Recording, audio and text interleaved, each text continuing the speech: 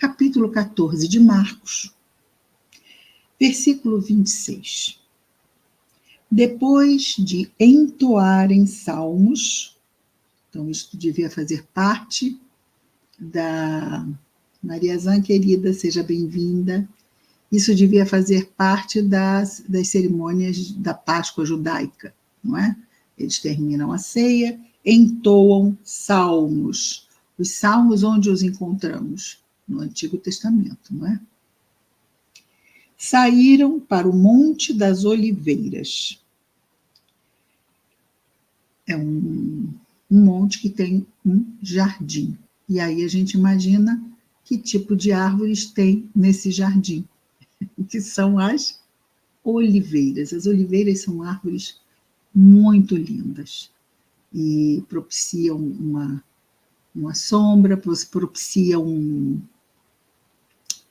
à noite, não é? Também propiciam um refúgio para quem quiser se recolher em oração, e foi isso mesmo que Jesus tinha em mente ao se dirigir a esse jardim. O que aconteceu durante a última ceia? Jesus disse que alguém que estava ali iria traí-lo. E libera Judas para que ele fosse fazer o que deveria fazer. Por quê? Porque estava previsto no Antigo Testamento que o Cordeiro de Deus seria sacrificado. E, é claro, isso demandaria que esta situação fosse deflagrada por uma pessoa. E Jesus diz que haveria de ser alguém que mete a mão na mesma tigela que ele, ou seja, uma pessoa não só próxima, como íntima, a comer sempre com ele.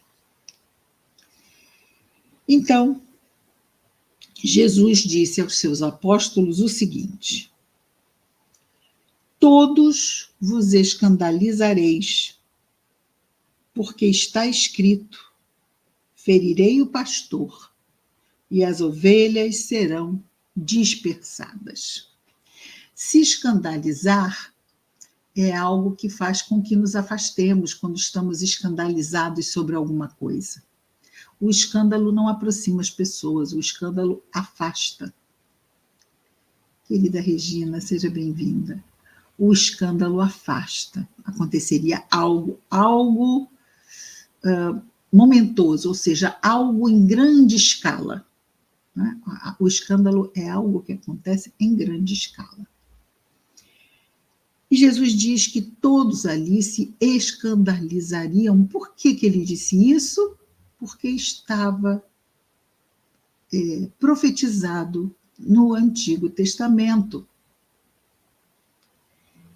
E ele vai repetir o que está escrito no Antigo Testamento: ferirei o pastor, e as ovelhas serão dispersadas. E quando nós vemos, muitas vezes estávamos vendo um vídeo que está agora passando na internet, que mostra um homem andando pela rua, não sei se já viram, e ele passa por um casal que está numa banca de flores da calçada e os empurra.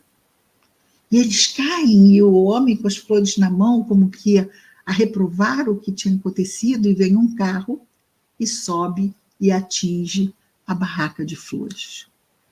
E ele vai passando pelas pessoas, vem um menino correndo atrás da bola, e ele coloca o pé na frente do menino correndo, para que o menino caia, e a bola vai para o meio da rua, e vem um carro e pega a bola. Quer dizer, pega como se estivesse, né? A bola fica embaixo do carro. Então, a providência divina, muitas vezes, cria situações que, num primeiro momento, sentimos que, como que isso pode estar acontecendo? Mas que nós não sabemos que muitas dessas situações são para que aconteça exatamente o que deve acontecer, ou não, para evitar ou para fazer acontecer. E, no caso dessa profecia já estava dito. Ora, haveria o Messias. Deus enviaria o seu Cristo, o seu emissário, para que a palavra dele, Deus, fosse semeada nos corações.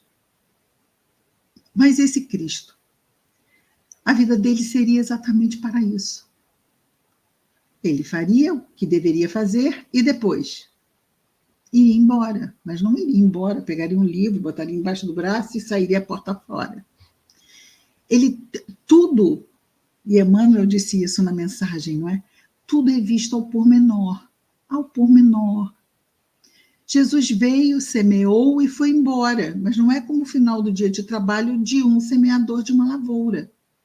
Porque ele está semeando nos corações da humanidade imperfeita. E nós somos crianças para fixarmos, quer dizer, há 2000 anos éramos crianças, hoje já somos jovens adolescentes.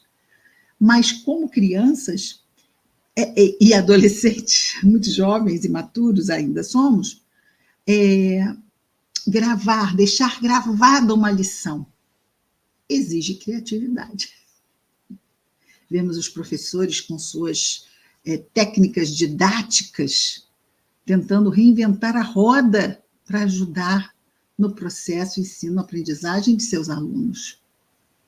Jesus, como um mestre, também teve que criar inúmeras situações, e já vimos que ele lançou mão das parábolas, de histórias que, para nós ainda tão jovens, no campo racional, aquelas histórias iam ajudar a costurarmos as necessidades de melhoria moral que cabe ao espírito imortal que está aqui nesta encarnação. Então, tudo está caminhando para um fim. Mas como é que Deus pode dizer que vai ferir o pastor, se o pastor está a serviço de Deus? Mas como pode acontecer o que deve acontecer? Existe um ditado muito bom que diz o quê? Que não se pode fazer um omelete sem quebrar os ovos, não é? Então, às vezes, certas situações exigem um certo contexto mais impactante para que as coisas que venham depois aconteçam como planejado. A humanidade se impactou de tal forma,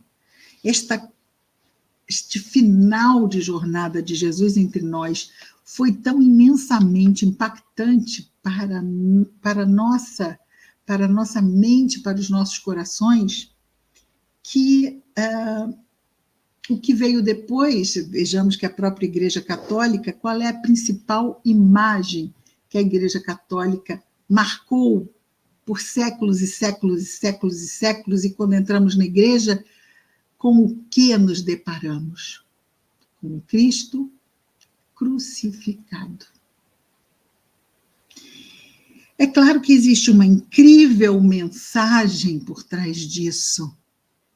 Ele se permitiu ser crucificado para nos salvar. Jesus tem uma frase lindíssima.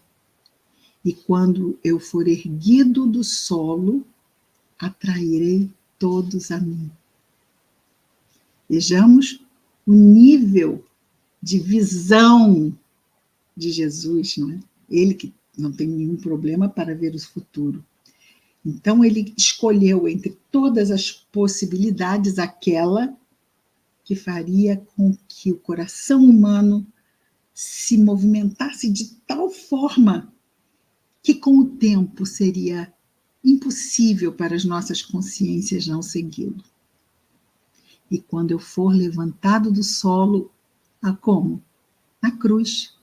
Porque pregado na cruz, ele foi pregado no chão, não é? Deitado à cruz. E a cruz, então, foi levantada com ele pregado nela. E quando eu for elevado do solo, atrairei todos a mim. Esse atrairei todos a mim se daria através dos séculos e séculos e séculos e séculos.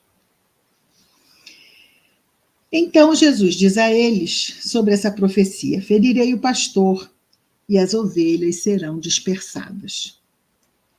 Mas depois de ser levantado, de Jesus, e o ser levantado é o ser levantado dos mortos, veja que quando Jesus fala, e quando eu for elevado do solo, e não levantado do solo, e quando eu for elevado, atrairei todos a mim.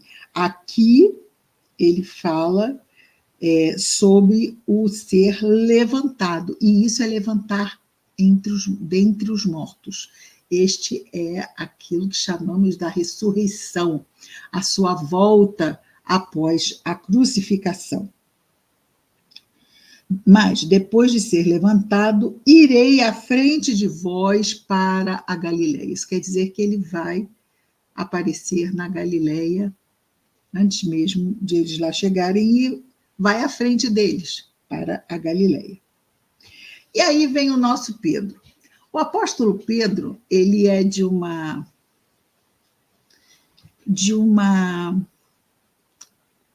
sentimento tão fraterno, tão próximo com o mestre, ele não vê uma distância emocional entre ele e Jesus. Poderíamos chamar de sem noção? Sim, poderíamos chamar de sem noção.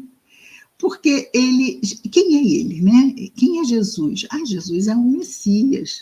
Puxa, Messias é pouca coisa ou muita coisa? Eu acho até que Pedro irá concordar que Messias é muita coisa. Mas olha lá, quando Jesus está errado, tem que se dizer. Alguém tem que falar com ele. Como assim? Não é? Como ele disse, estava a dizer quando ele fez uma das suas falas proféticas, falando que iria ser entregue, que tal, seria supliciado, e Pedro diz: não, Senhor, Deus não permitirá que isso aconteça. Oi? Você percebeu o que eu estou falando? O que eu penso, o que você pensa, não é a mesma coisa, não estamos no mesmo patamar. Então, é isso que, às vezes, Pedro, em toda aquela sua pureza, porque isso é uma criança falando, que muitas vezes vai falar coisas que a gente acha uma gracinha, porque é criança. E nós achamos mesmo assim essa graça de Pedro, porque ele faz numa enorme ingenuidade, acreditando que se conhece, não é? Mas ele nem se imagina que dirá se conhece nós. A coisa. E aí, então, é aquilo que nós estávamos dizendo, né? Uma coisa é o que nós achamos que vamos fazer em uma situação, outra coisa é o que nós descobrimos que acabamos fazendo quando a situação surge, não é? E aí, então, Pedro lhe disse: mesmo se todos se escandalizarem, eu, porém, não. Senhor, me tira dessa. Só não está entendendo, sou eu, Pedro. Sendo que Jesus falou assim, quase todos. Jesus falou assim, alguns. Não, Jesus falou todos é totalidade. Pedro está dentro de todos ou fora de todos? Pedro está dentro de todos. Mas aí ele diz o que é para Jesus? Eu não, Senhor.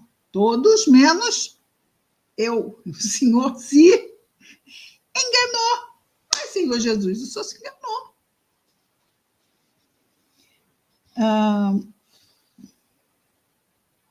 Jesus lhe diz: amém te digo, isso quer dizer em verdade.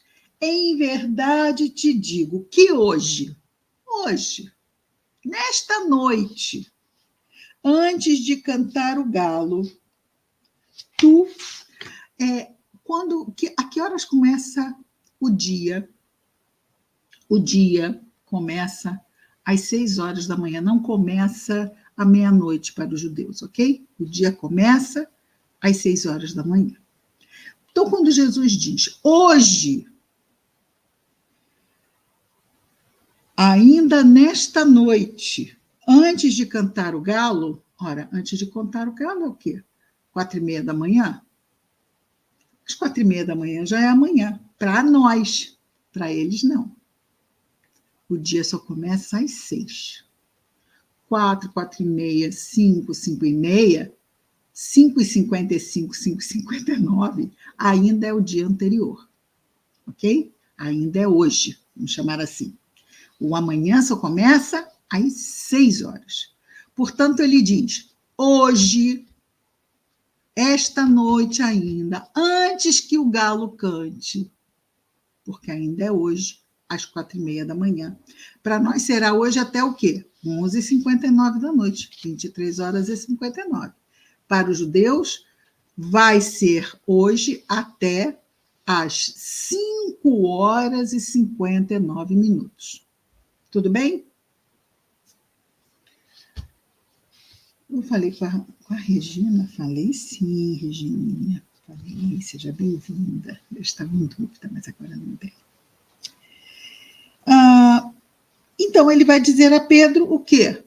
A verdade, não é? Porque quem fala o que quer, escuta o que precisa escutar. Em verdade, Pedro, te digo que hoje, nesta noite, antes do que o galo cante, tu me negarás 3 vezes. E ele disse que não. Não, eu não, Senhor. Ah, sim, vai. Não vai ser uma, nem vai ser 2, nem vão ser 2. Serão 3 vezes. Imagina, ele estava dizendo que não faria nenhuma, ele não. Jesus diz 3. E aí, então, o que fez Pedro? Falou, ai, Senhor, desculpe, né? Reconheceu. Não! Continuou no modo sem noção. E disse o que para Jesus? E disse Pedro, veementemente, ou seja, com toda a certeza da sua alma, ainda que seja necessário morrer contigo, não te negarei. E todos também diziam o mesmo. Ali naquele grupo, tinha um que disse isso. E foi o único que fez isso. Quem foi? João. Eu estou boa de ler lábios, viu, Roberta? João foi o único que ficou ao lado de Jesus.